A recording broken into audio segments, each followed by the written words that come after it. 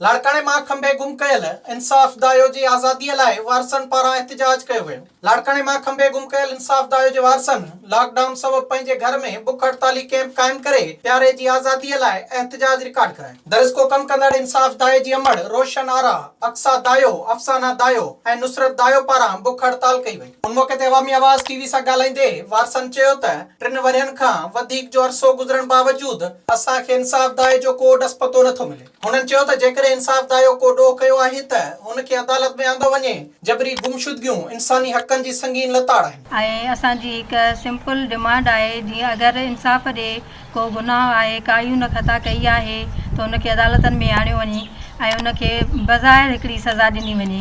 हीअ हिकु उनखे सज़ा न आहे, हीअ पूरी असांजे ख़ानदान खे सज़ा आहे।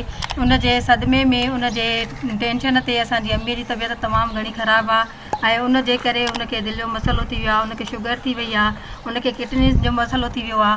उन खां अलावा असां वस वारनि इदारनि खे अपील कंदासीं त ख़ुदारा असांजी मदद कयो। इंसाफ़ दायो जे वारसनि सुप्रीम कोर्ट जे चीफ जस्टिस समेत इख्तियारनि खां मुतालबो कयो त इंसाफ़ दायो खे जल्द आज़ाद कराए असां मां बेचैनी ख़त्म कई वञे। विज़िट कयो अवामी आवाज़ मीडिया ग्रुप जी वेबसाइट awamiawaz.pk।